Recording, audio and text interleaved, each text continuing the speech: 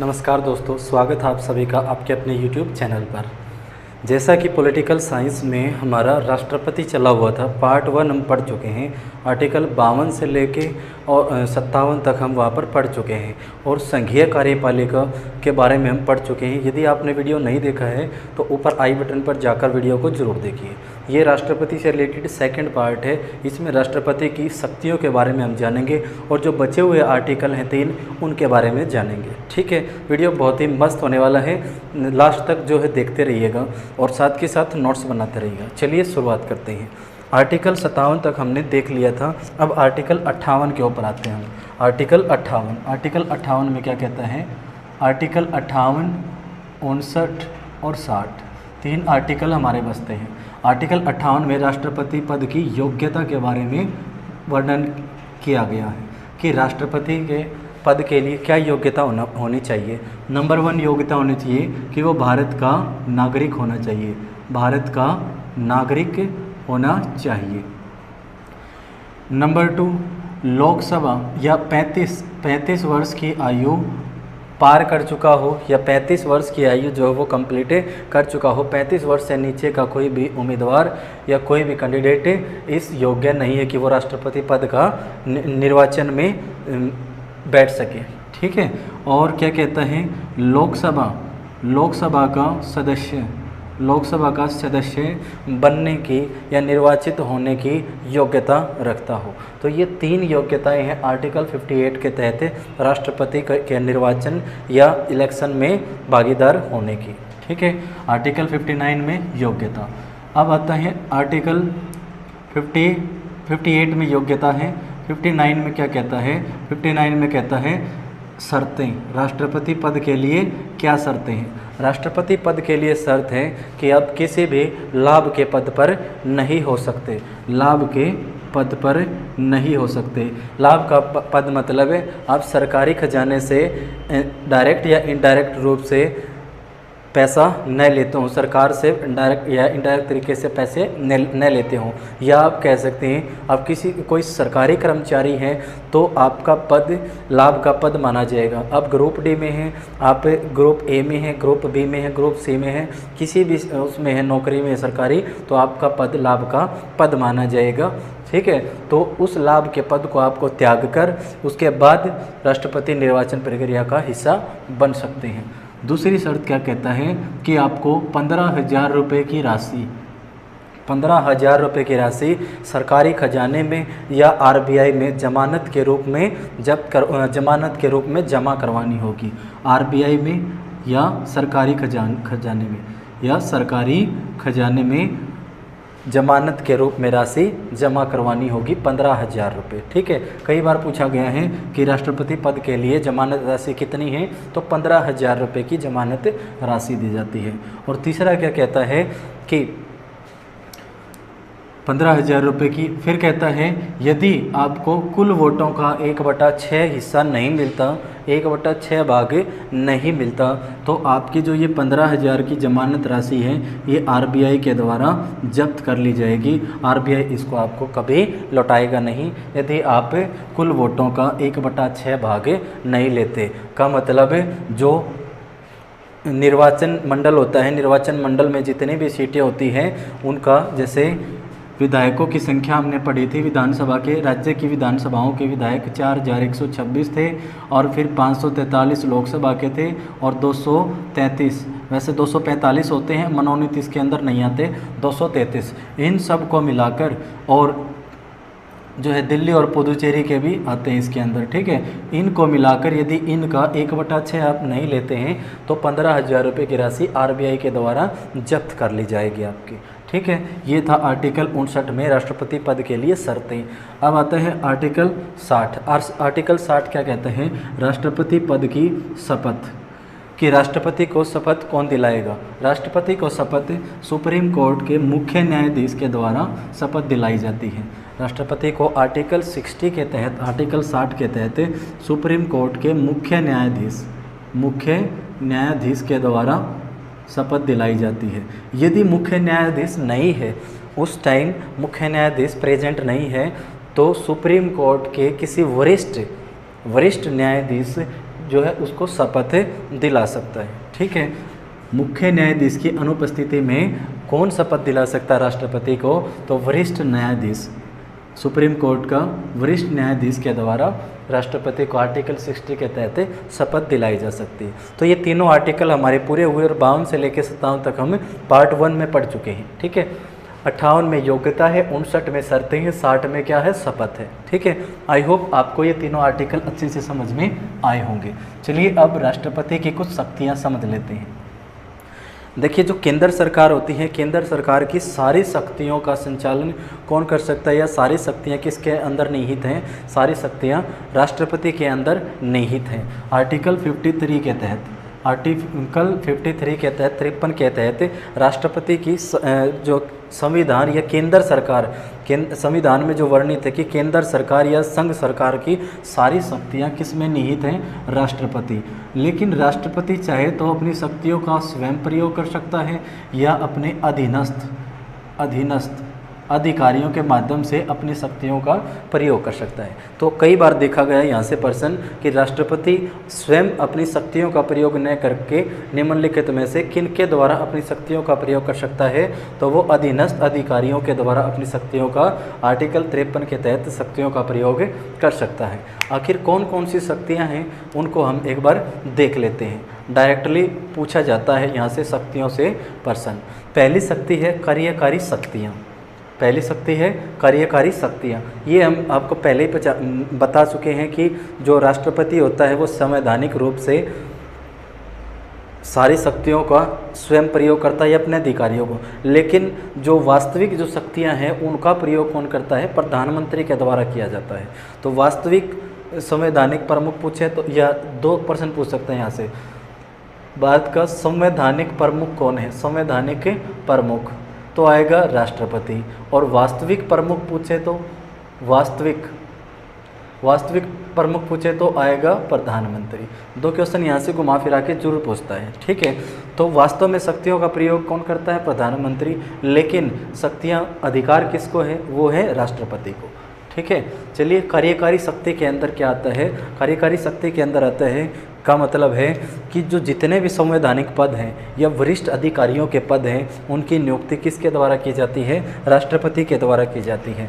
कौन कौन से पद हैं उनमें से कुछ पदों को हम जान लेते हैं। कार्यकारी शक्तियों में वरिष्ठ अधिकारियों की नियुक्ति कौन करता है? राष्ट्रपति के द्वारा की जाती है। जैसे प्रधानमंत्री की नियुक्ति किसके द्वारा की जाती है? राष्ट्रपति के द्वारा की जाती है। राज्यों के राज्यपाल की नियुक्ति किसके द्वारा की जाती है? कार्यकारी शक्तियों के अंदर राष्ट्रपति के द्वारा की जाती है।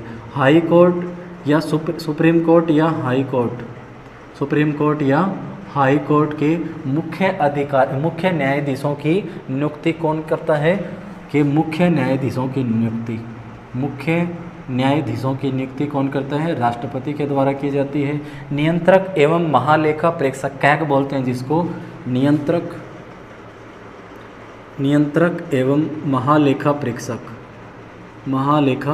प्रेक्षक की नियुक्ति भी किसके द्वारा की जाती है? राष्ट्रपति के द्वारा की जाती है। और बहुत सारे पद हैं जैसे वित्त आयोग है, उसकी नियुक्ति किसके द्वारा की जाती है? राष्ट्रपति के द्वारा की जाती है। और जो राजदूत होते हैं उनको नियुक्ति पत्र भी कौन प्रदान करता है? राष्ट्रपति के द्वारा नियुक्ति पत्र प्रदान किया जाता है। राजदूतों को जो राजदूत होते हैं हमारे, राजदूतों की नियुक्ति पत्र कौन देता है? कौन प्रदान करता है? राष्ट्रपति के द्वारा प्रदान की जाती है। और भी बहुत सारे संवैधानिक पद हैं जिनकी नियुक्ति कौन करता है? राष्ट्रपति। आपको मोटा मोटा सा याद रखना है, इनको यही सबसे ज़्यादा बार रिपीट होते हैं। ठीक है, कि भाई प्रधानमंत्री की नियुक्ति राज्यपाल, सुप्रीम कोर्ट या हाई कोर्ट के मुख्य न्यायाधीशों, नियंत्रक एवं महालेखा परीक्षक, वित्त आयोग और राजदूतों की नियुक्ति किसके द्वारा की जाती है? भारत के राष्ट्रपति के द्वारा की जाती है। ठीक है, इस तरह से अपनी शक्तियों का वो प्रयोग करता है। ठीक है, ये थी राष्ट्रपति की कार्यकारी शक्तियाँ। दूसरे नंबर पर आता है विधायक शक्तियाँ। राष्ट्रपति की विधायक शक्तियाँ। देखिए, राष्ट्रपति जो है, संसद जो हमारी होती है, संसद के 3 स्तंभ हैं। संसद के कितने स्तंभ हैं? 3 स्तंभ हैं। एक तो लोकसभा, एक है राज्यसभा और एक है राष्ट्रपति, प्रेसिडेंट ऑफ इंडिया, राष्ट्रपति। इन तीनों को मिलाकर क्या बनता है, कंबाइंड रूप से संसद बनती है। इन तीनों को मिलाकर क्या बनती है, संसद बनती है। लोकसभा को निम्न सदन, राज्यसभा को उच्च सदन के नाम से जाना जाता है। ये हम लोकसभा और राज्यसभा में हम पढ़ेंगे। यहाँ सिर्फ इतना जान ले, लोकसभा को निम्न सदन, राज्यसभा को उच्च सदन माना जाता है, क्योंकि लोकसभा को भंग किया जा सकता है या लोकसभा का विघटन किया जा सकता है प्रधानमंत्री की सिफारिश पर राष्ट्रपति के द्वारा। वो हम प्रधानमंत्री की शक्तियों में पढ़ेंगे उधर, ठीक है। इतना आप याद रखिएगा कि संसद किनसे मिलकर बनी होती है, लोकसभा, राज्यसभा और राष्ट्रपति के द्वारा, ठीक है। इसमें क्या करता है, राष्ट्रपति जो है संसद का अभिन्न अंग है। राष्ट्रपति संसद का अभिन्न अंग है, अभिन्न अंग है। नोट भी करते रहिएगा, ये पढ़ने के बाद आपको कोई भी बुक उठाने की जरूरत नहीं पड़ेगी, ठीक है। राष्ट्रपति संसद का अभिन्न अंग है। वह लोकसभा या हम कह सकते हैं कि सदन की बैठक करवा सकता है, सदन की बैठक बुला सकता है, बैठक बुला सकता है, सदन की बैठक बुला सकता है, सत्रावसान करवा सकता है, सत्रावसान करवा सकता है, मतलब कुछ टाइम के लिए बैठक को निलंबित कर सकता है, या हम कह सकते हैं कुछ समय के लिए उसको आगे बढ़ा सकता है। फिर क्या है, लोकसभा को भंग कर सकता है, लोकसभा का भंग या विघटन। पेपर को आपको पेपर में विघटन देखने को मिलेगा। लोकसभा का विघटन या उसको भंग करने का अधिकार या शक्तियाँ किसको प्राप्त है, राष्ट्रपति को प्राप्त है, ठीक है। तो यहाँ से ये राष्ट्रपति की विधायी शक्तियाँ हैं। लोकसभा का विघटन कौन करता है, राष्ट्रपति। संसद की बैठक कौन बुलाता है, राष्ट्रपति। सत्रावसान कौन करवाता है, राष्ट्रपति। संसद का भिन्न अंग कौन है, राष्ट्रपति। और जैसे ही सत्र की जो पहली बैठक होती है उसको संबोधित कौन करता है, राष्ट्रपति के द्वारा किया जाता है। या जो चुनाव होते, चुनाव में जब जीतकर पार्टी आती है तो पहली बैठक वहाँ भी कौन करवाता है, राष्ट्रपति के द्वारा करवाई जाती है, या राष्ट्रपति उस असेंबली को या उस संसद को क्या करता है, संबोधित करता है, ठीक है। प्रत्येक वर्ष या चुनाव के बाद जो जीतकर पार्टी आती है, जो संसद बनती है पूरी, उसका लोकसभा या राज्यसभा उसको संबोधित कौन करता है, राष्ट्रपति के द्वारा किया जाता है, ठीक है। यहाँ से ये विधायक शक्तियाँ हैं राष्ट्रपति की। आगे नंबर 3 पर आती है वित्तीय शक्तियाँ। राष्ट्रपति की फाइनेंशियल जो पावर है, फाइनेंशियल शक्तियाँ हैं, वो कौन कौन सी है। देखिए, कोई भी बिल है या विधेयक, जिसको आम बोलचाल में बिल बोलते हैं, उसको विधेयक कहा जाता है। विधेयक, कोई भी विधेयक जब पास होता है जब उस पर राष्ट्रपति के सिग्नेचर करवाए जाते हैं। कुछ विधेयक ऐसे होते हैं जो राष्ट्रपति की बिना आज्ञा के संसद में पेश किए जाते हैं, फिर उसके बाद क्या होता है, राष्ट्रपति के जो सिग्नेचर होते हैं। कुछ विधेयक ऐसे होते हैं जो पहले राष्ट्रपति के पास जाते हैं, राष्ट्रपति उनको फिर क्या करता है, मंजूरी देता है कि इसको संसद में पेश किया जाना चाहिए, ठीक है। उन्हीं को देखते हैं हम। देखिए, जो धन विधेयक होता है, धन विधेयक पैसे से संबंधित मामला है भाई। तो हम जैसे हमारे बड़े बूढ़े होते हैं, सारा लेन देन कौन रखता है, हमारे दादाजी हैं या पापा जी हैं, वो रखते हैं, ठीक है। इसी तरह हमारे देश के जो दादाजी या पापा जी बोल दें, वो कौन है, हमारे राष्ट्रपति ही हैं। सारा धन का लेन देन कौन रखेगा, राष्ट्रपति ही रखेगा, ठीक है ना। तो इसी तरह से धन विधेयक जो पास होगा वो किसकी मंजूरी से, राष्ट्रपति की मंजूरी। यानी कि धन विधेयक पास करने के लिए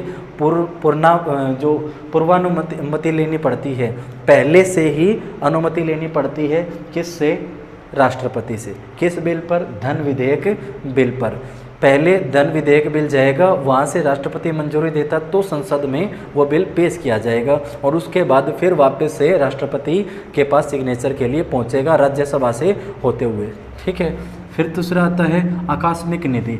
आकस्मिक निधि के ऊपर पूरा कंट्रोल राष्ट्रपति का होता है। आकस्मिक निधि से जो भी खर्चा करना होता है वो राष्ट्रपति की मंजूरी के बगैर नहीं किया जा सकता, ठीक है। एक बार देखा गया, सीजीएल में देखा गया ये प्रश्न, सीजीएल 2017 में देखा गया शायद, कि जो आकस्मिक निधि है उसका पूरा कंट्रोल किसका होता है, राष्ट्रपति का होता है। राष्ट्रपति की मंजूरी के बगैर इसका यूज नहीं किया जा सकता। फिर वार्षिक वित्तीय बिल, जिसको हम आम बोल चाल भाषा में बजट बोलते हैं। तो बजट की मंजूरी पहले से किससे ली जाती है? राष्ट्रपति के द्वारा ली जाती है, ठीक है। और राष्ट्रपति वित्तीय शक्तियों के द्वारा उसका जो है वो रिकमेंडेशन करता है। तो यहाँ से 3 बात रखनी की पॉइंट क्या है? धन विधेयक पर राष्ट्रपति की मंजूरी जरूरी है। आकस्मिक निधि पर राष्ट्रपति की मंजूरी जरूरी है, क्योंकि पूरा कंट्रोल राष्ट्रपति का इसके ऊपर होता है। फिर आता है हमारा वार्षिक वित्तीय विधेयक या केंद्रीय बजट या वार्षिक वित्तीय विधेयक किसके मंजूरी के बगैर नहीं हो सकता? राष्ट्रपति की मंजूरी के बगैर नहीं होता, ठीक है। तो ये थी राष्ट्रपति की वित्तीय शक्तियाँ। आगे आता है नंबर 4 पर आता है राष्ट्रपति की सैन्य शक्तियाँ। देखिए, राष्ट्रपति जो होता है वो तीनों सेनाओं का, थल सेना, जल सेना और वायु सेना, इनका क्या होता है? प्रमुख होता है, इनका सर्वोच्च सेनापति होता है। राष्ट्रपति जल सेना, थल सेना और वायु सेना का क्या होता है? सर्वोच्च सेनापति होता है, सर्वोच्च सेनापति होता है। एक नंबर में यहाँ छोटे एग्जाम में पूछ लेगा कि हमारी जो सेनाएं होती हैं उनका प्रमुख कौन होता है? राष्ट्रपति होता है। राष्ट्रपति जो इन तीनों जो हमारी सेनाएं हैं इनके जो प्रमुख होते हैं उनकी नियुक्ति करता है अपनी सैन्य शक्ति के माध्यम से। हम कह सकते हैं जल सेना, थल सेना और वायु सेना के प्रमुखों की नियुक्ति किसके द्वारा की जाती है? राष्ट्रपति के द्वारा की जाती है। की नियुक्ति कौन करता है? राष्ट्रपति करता है, ठीक है। संसद की जो परामर्श या संसद की सलाह के ऊपर किसी भी देश के साथ युद्ध करना हो या युद्ध को विराम करना हो तो उसकी भी अनुमति कौन देता है? राष्ट्रपति देता है। युद्ध को शुरू करने की, युद्ध को समाप्त करने की अनुमति कौन देता है? लोकसभा, या हम कह सकते हैं लोकसभा की अनुमति पर राष्ट्रपति के द्वारा अनुमति दी जाती है। और किस शक्ति के तहत? सैन्य शक्ति के तहत ये करता है, ठीक है। फिर आता है आपातकाल शक्तियाँ। राष्ट्रपति के पास 3 तरह की आपातकालीन शक्तियाँ हैं। एक है आर्टिकल 352 के तहत, आर्टिकल 356 के तहत और आर्टिकल 360 के तहत। आर्टिकल 352 में क्या है? राष्ट्रीय आपातकाल से संबंधित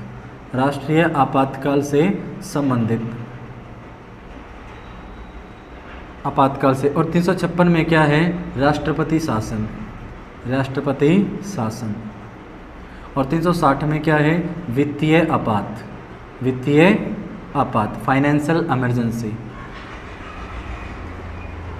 तो एक नंबर में यहाँ से पूछ सकता है कि राष्ट्रपति जो राष्ट्रीय आपातकाल है वो किस आर्टिकल के तहत है? वो 352 के तहत। राष्ट्रपति शासन जो कि राज्यों में लगता है वो 356 के तहत।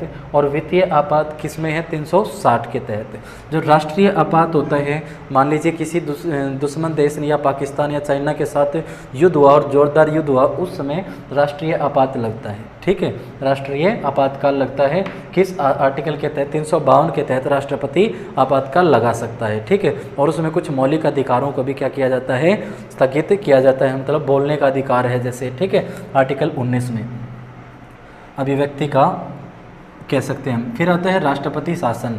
राष्ट्रपति शासन पूरे देश में नहीं बल्कि राज्यों में लगता है, अलग अलग समय पर अलग अलग राज्यों में लगता है, ठीक है। यहाँ पर एक पॉइंट छूटता है हमारा आर्टिकल 352। अब तक हमारा जो है राष्ट्रीय आपातकाल 3 बार लग चुका है। 2 बार पाकिस्तान के युद्ध के साथ और चाइना के युद्ध के साथ हमारा राष्ट्रीय आपातकाल 3 बार लग चुका है, ठीक है। फिर राष्ट्रपति शासन तो लगता ही रहता है किसी न किसी राज्य में। फिर है वित्तीय आपातकाल। वित्तीय आपातकाल ये भगवान का शुक्र है, या कह लें कि भाई जो वित्तीय आपातकाल अब तक हमारे यहाँ पर बिल्कुल नहीं लगा है हमारे भारत में। तो पूछ सकता है निम्नलिखित में से कौन सा आपातकाल अब तक भारत में नहीं लगा है? तो वो है वित्तीय आपातकाल 360 आर्टिकल के तहत। तो ये थी राष्ट्रपति की आपातकाल संबंधी शक्तियाँ। आई होप आपको पीछे से सारा का सारा समराइज होता चला आ रहा होगा और 1-2 बार वीडियो देखने के बाद आपका कोई भी क्वेश्चन नहीं छूटेगा कहीं से। फिर आती हैं राष्ट्रपति की वीटो पावर, वीटो शक्तियाँ। देखिए जो दुनिया के अन्य देश हैं जैसे अमेरिका को ले लें, यूएसएसआर को ले लें, सभी के पास 4 तरह की वीटो पावर है, लेकिन हमारे जो राष्ट्रपति उनके पास 3 तरह की वीटो पावर है, 3 तरह की शक्तियाँ हैं। पहली शक्ति है एब्सोल्यूट वीटो, एब्सोल्यूट पावर, अत्यंतिक वीटो, एब्सोल्यूट पावर। नंबर 2 आता है निलंबनकारी वीटो, सस्पेंशन सस्पेंशन पावर, और जेबी veto pocket veto, pocket veto, pocket power बोल सकते हैं इसको। ये तीन तरह की पावर जो है वीटो पावर है राष्ट्रपति को दी गई है। पहली है अत्यंतिक वीटो एब्सोल्यूट पावर, निलंबनकारी वीटो सस्पेंशन पावर, और जेबी वीटो पॉकेट वीटो जो है पॉकेट पावर इसको राष्ट्रपति को दी जाती है। इनको एक देख लेते हैं। जो एब्सोल्यूट वीटो है इसके तहत राष्ट्रपति अपने जो फैसला है या अपनी सहमति है वो नहीं देता किसी भी बिल पर, यानी कि अपनी सहमति को क्या करता है, सुरक्षित रखता है। किस वीटो के तहत, एब्सोल्यूट वीटो के तहत, ठीक है। फिर आता है निलंबनकारी वीटो। निलंबनकारी वीटो के तहत राष्ट्रपति जो संसद से बिल आया उसके पास या विधेयक आया है उसको पुनर्विचार के लिए वापस भेज सकता है कि भाई आप इसके ऊपर जो एक बार फिर से क्या कर लें, विचार विमर्श कर लें, कहीं कोई कुछ गड़बड़ ना हो। यदि राष्ट्रपति को गड़बड़ लगती है तो वो बिल को या विधेयक को वीटो पावर, कौन सी वीटो पावर, निलंबनकारी सस्पेंशन वीटो पावर के तहत उसको पुनर्विचार के लिए भेज सकता है। उसके बाद आती है जेबी veto pocket veto. Pocket veto के अंदर क्या कहता है कि पॉकेट वीटो राष्ट्रपति किसी भी विधेयक का कोई जवाब नहीं देता, यानी कि जो विधेयक होता है उसको अपनी जेब में डालकर उसको अनिश्चित काल के लिए, मतलब कोई समय निर्धारित नहीं है, वो अपनी जेब में इसको रख सकता है, ठीक है, पॉकेट वीटो। अब तक जो हमारी एब्सोल्यूट वीटो है उसका पहली बार यूज किया था हमारे भारत के प्रथम राष्ट्रपति डॉक्टर राजेंद्र प्रसाद के द्वारा। पूछता है कई बार यहाँ से प्रश्न कि अत्यंतिक वीटो अब तक 2 बार यूज हुई है। पहला यूज किया है 1954 में राजेंद्र प्रसाद के द्वारा, डॉक्टर राजेंद्र प्रसाद के द्वारा एब्सोल्यूट वीटो का प्रयोग किया गया है। कारण क्या था, जो PEPSU Patiala and eastern Punjab state union है वहाँ पर आपातकाल लगा हुआ था, ये राष्ट्रपति शासन लगा हुआ था, उस संबंध में उन्होंने एब्सोल्यूट वीटो का प्रयोग किया था, यानी कि कोई जवाब नहीं दिया था या बिल के ऊपर अपनी सहमति नहीं दी थी। फिर दूसरा जो है एब्सोल्यूट लगा था वो आर वेंकटरमन,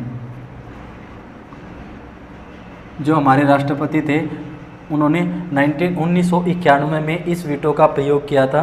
क्यों किया था एब्सोल्यूट वीटो का प्रयोग, क्योंकि जो संसद है उसमें सदस्य हैं उन्होंने अपने वेतन भत्ते या पेंशनों को बढ़ाने के लिए राष्ट्रपति की आज्ञा के बगैर बिल पेश कर दिया था, इसलिए इन्होंने अपनी एब्सोल्यूट वीटो का प्रयोग किया था, मतलब उस बिल के ऊपर सहमति नहीं दी थी, अपनी सहमति को कायम रखा था उसके ऊपर। फिर जेबी वीटो का प्रयोग अब तक एक बार एक राष्ट्रपति के द्वारा किया गया है, उनका नाम है ज्ञानी जैल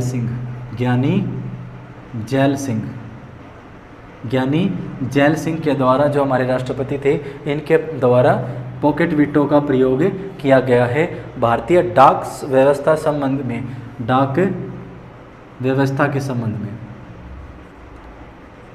के संबंध में पॉकेट वीटो का प्रयोग किया गया है। आई होप तीनों की तीनों जो वीटो पावर आपको अच्छे से याद हुई होंगी। सबसे पहली एब्सोल्यूट वीटो, फिर है सस्पेंशन वीटो, फिर है पॉकेट वीटो। इन तीनों वीटो का प्रयोग कौन करता है, राष्ट्रपति करता है। जो ये हमारी जेबी वीटो है, इस वीटो के तहत जो हमारा राष्ट्रपति है, भारत का राष्ट्रपति है, वो अमेरिका के राष्ट्रपति से कई गुना पावरफुल है, क्योंकि अमेरिका का जो राष्ट्रपति है वो जेबी वीटो का प्रयोग केवल 10 दिन तक कर सकता है, केवल 10 दिन तक अपनी जेबी वीटो का प्रयोग कर सकता है अमेरिका का राष्ट्रपति, ठीक है। तो और हमारा जो राष्ट्रपति है वो अपनी जेबी वीटो का प्रयोग अनिश्चित काल के लिए कर सकता है, मतलब कोई फिक्स टाइम नहीं है वीटो पावर का प्रयोग, ठीक है। आई होप ये 6 की 6 जो शक्तियाँ हैं राष्ट्रपति की आपको साथ के साथ याद हुई होंगी। अब आती है लास्ट शक्ति, समाधान शक्ति, मतलब कोई भी कैदी है, ठीक है, उस कैदी की सज़ा को कम कर सकता है या कठोर दंड को निम्न दंड में बदलाव कर सकता है। मान लीजिए किसी को फांसी हुई है, फांसी को रुकवाने का जो है शक्ति किसके पास है, राष्ट्रपति के पास है। फांसी को रुकवाकर उसको उम्र भर जो है कारावास में रख सकता है, या कुछ असामान्य स्थितियां हों, जैसे कोई दिव्यांग जिसको विकलांग बोलते हैं, या कोई महिला गर्भवती हो, ठीक है ना, उस दौरान उसकी जो सज़ा है उसको माफ़ भी कर सकता है या कम भी कर सकता है, और फांसी या पूर्ण तरह से सबको क्या कर सकता है, माफ़ कर सकता है। ऐसा दिखा सकता है कि मान लो उस अपराधी ने या उस व्यक्ति ने कभी कोई अपराध किया ही ना हो। तो ये सारी की सारी शक्तियाँ जो है दंड से संबंधित किसके पास है, राष्ट्रपति के पास है। क्वेश्चन पूछ लेगा कि फांसी की सज़ा निम्नलिखित में से कौन कम या हटा सकता है या कम करवा सकता है, तो वो है राष्ट्रपति। ठीक है, ये अपनी समाधान शक्तियों के माध्यम से और आर्टिकल 72 के तहत, कौन से आर्टिकल के तहत, आर्टिकल 72 के तहत अपनी समाधान शक्तियों का प्रयोग करता है। ठीक है, आई होप यहाँ तक आपको सारी शक्तियाँ जो है याद हुई होंगी। और एक अब हमारी एक लास्ट शक्ति रहती है, उसके बारे में भी जान लेते हैं, जो है लास्ट है अध्यादेश। ये विधायी शक्तियों में ही इंक्लूड हैं अध्यादेश। अध्यादेश जारी करने का या ऑर्डिनेंस बोल सकते हैं इसको, ऑर्डिनेंस। अध्यादेश जारी करने का अधिकार या शक्ति किसको है, राष्ट्रपति को, राष्ट्रपति को। भाई कोई कानून इमीडिएट बनाना है, तत्काल कोई कानून बनाना है, तो राष्ट्रपति जो है फटाफट से अपने सिग्नेचर करके उस कानून को बना सकता है। इसी का मतलब क्या है, अध्यादेश जारी करना। या जो संचित निधि है उसके ऊपर भी क्या कर सकता है, सॉरी संचित निधि नहीं, जो संघ सूची है, संघ सूची, और जो समवर्ती सूची है, समवर्ती सूची, इन दोनों विषयों पर भी अध्यादेश जारी कौन कर सकता है, राष्ट्रपति कर सकता है। और जो राज्यों में राष्ट्रपति शासन लगता है उस दौरान राज्यों की जो राज्य सूची है, राज्य सूचियों का भी के ऊपर भी कौन कर सकता है, अध्यादेश जारी, वो राष्ट्रपति के द्वारा किया जा सकता है। ठीक है, तो अध्यादेश के माध्यम से क्या कर सकता है, राष्ट्रपति तत्काल कोई कानून बनाना हो तो सिग्नेचर करके कानून बना सकता है। या हम कह सकते हैं कि जो संघ सूची है और जो समवर्ती सूची है, इनके विषयों पर अध्यादेश जारी करने की शक्ति किसको प्राप्त है, राष्ट्रपति को।